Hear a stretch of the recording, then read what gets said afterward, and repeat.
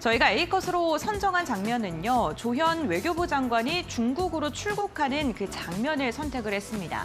이 자리에서 조현 장관이 시진핑 중국 국가주석이 경주 에이펙에 올 것으로 안다라는 발언을 하면서 11년 만에 중국 국가주석의 방한에 대한 기대감이 점점 더 커지고 있는 상황인데요. 어떠한 발언을 했는지 함께 알아보도록 하겠습니다.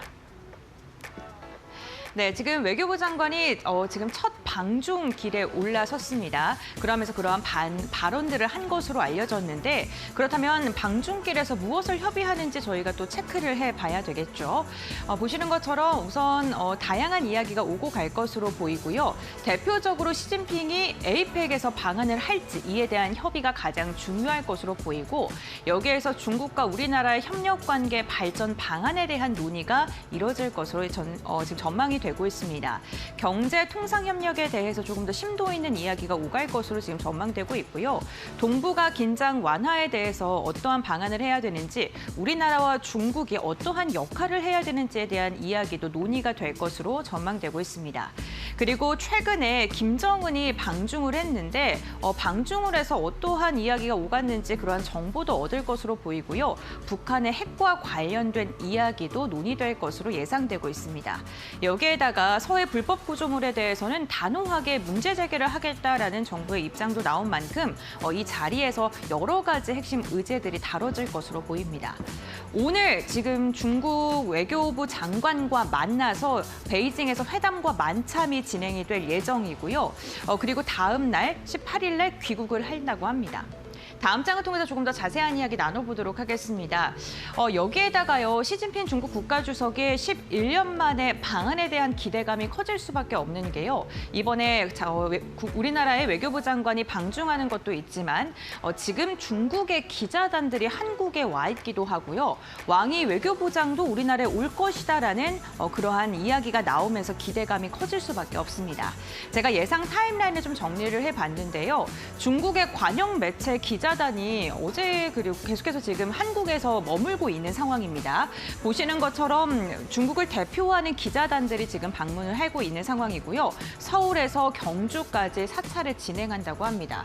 에이펙의 현장을 직접적으로 점검하고 우리나라의 준비 상황도 체크를 한다고 하고요. 사전에 보도를 통해서 중국 내 여론을 관리한다고 하는데 시진핑이 우리나라에 올 수밖에 없는 필연적인 분위기를 조성하는 그러한 보도를 하기 위해서 중국의 언론들, 기자단들이 우리나라에 온 것이다라는 분석도 나오고 있는 상황입니다.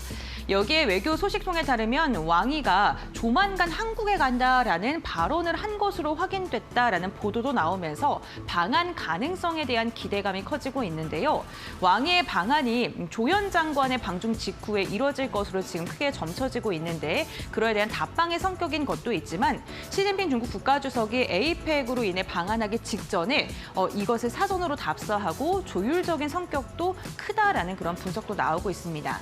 일례로 과거의 사례를 보게 된다면 2014년에도 왕이가 한국에 온 다음에 시진핑이 왔었고요. 23년 역시나 왕이가 미국에 간 다음에 시진핑이 미중 정상회담에 대한 그런 시그널을 내비쳤던 만큼 우리나라에 온다는 것 자체가 시진핑이 11년 만에 방한하는 것이 아니냐라는 기대감으로 확대 해석될 수 있다는 건 충분한 근거인 것 같습니다.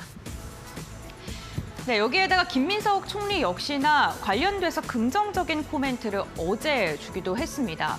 어제 국회 대정부 질문에서요. 트럼프 미국 대통령과 시진핑 중국 국가주석의 참석에 대해서 현재까지 불참에 대한 변수가 없다라고 발언을 하기도 했고요. 참석을 전제로 에이펙을 준비 중에 있다라고 이야기를 하면서 미국과 중국을 대표하는 두 명의 인물이 우리나라에서 만날 가능성에 대한 기대감이 커지고 있는 상황입니다.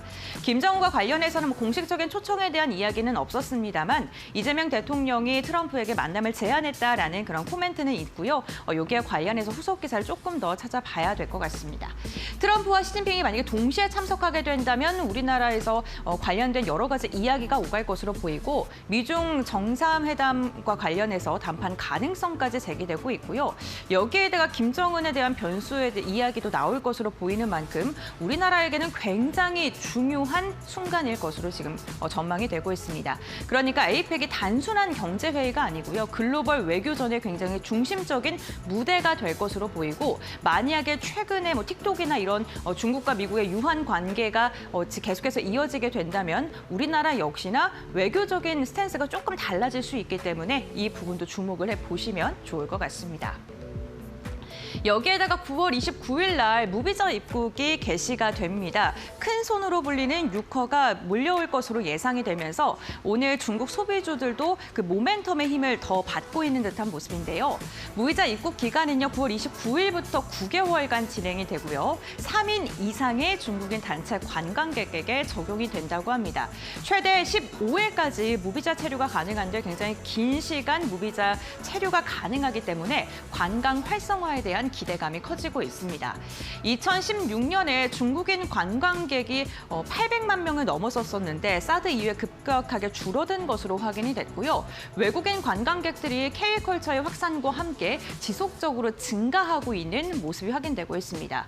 그런데 여기에 무비자 정책과 중국의 긴 국경절 연휴, 에이펙 정상회의에 대한 특수효과까지 더해진다면 우리나라에 오는 외국인이 올해 2천만 명을 돌파할 것으로 지금 예상이 되고 있는 상황이기도 합니다. 그래프로 보시는 것처럼 지속적으로 증가하고 있는 방한 외국인들의 수가 확인이 되고 있습니다. 그런데 이렇게 한국에 오게 된다면 예전처럼 단순하게 쇼핑을 즐기는 게 아니라요.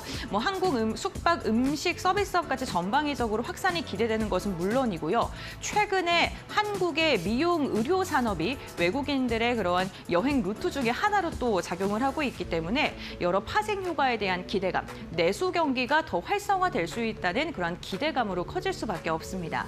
오늘 관련된 이벤트들로 인해서 중국 소비주 그리고 내수와 관련된 기업들 오랜만에 반등을 시도하고 있는 모습입니다.